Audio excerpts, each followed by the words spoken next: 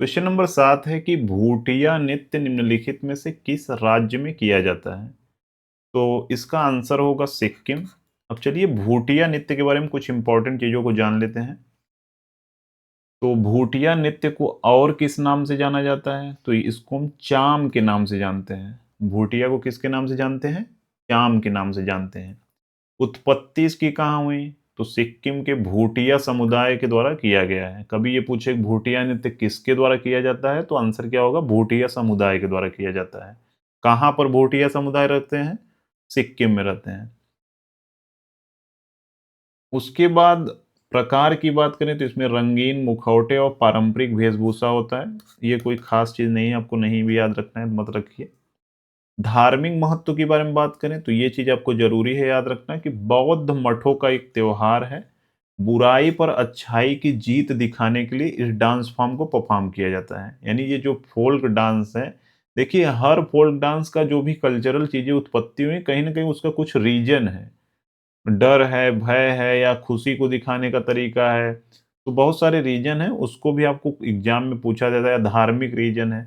तो इसमें देखिए ये जो भूटिया नृत्य का संबंध किससे है, तो बौद्ध मठों का त्योहार पर किया जाता है। बुराई पर अच्छाई की जीत दिखाने के लिए किया जाता है। वाद्यंत्र की बात करें तो देखिए वाद्यंत्र नॉर्मली मैंने कुछ चीजें इंपॉर्टेंट नहीं है फिर भी लिया हुआ है। वो चीज अगर आपको याद नहीं होती तो उतना जरूरी नहीं है। जैसे वाद्यंत्र आपको नहीं भी याद है इसका तो कोई दिक्कत नहीं है। इसमें झांझ और ढोल, लंबी तुरही का प्रयोग किया जाता है। तो आपको ये सिक्किम में भूटिया समुदाय द्वारा किया जाता है। बौद्ध मठों के त्योहार बुराई पर अच्छाई की जीत के लिए किया जाता है, ये याद रखना है। इसको चाम के नाम से जाना जाता है। अब कुछ नृत्य जो सिक्किम में किए जाते हैं और बार बार पूछा जाता है, जैसे एक मयूनी नृत्य होता है या मरूनी भी इसको कहते हैं। कब किया जाता है? तो दिवाली के समय किए जाने वाला एक सबसे पुराना नृत्य है। ये चीज आपको याद रखना है, मारूनी। कौन सा नृत्य? मारूनी। एक तरीके से आपको ऐसे याद रखना है कि मारुति कार आपने कब खरीदी? दिवाली पर खरीदी। कहाँ किस शोरूम से खरीदे? तो सिक्किम के शोरूम से हमने, सिक्किम गए थे तो सिक्किम के शोरूम से एक कार खरीदी मारूनी। तो मारूनी से आपको मारुति से मारूनी याद रखना है। दिवाली के अवसर पर लोग कार और खरीदते हैं, तो दिवाली पर मनाया जाने वाला एक नृत्य है।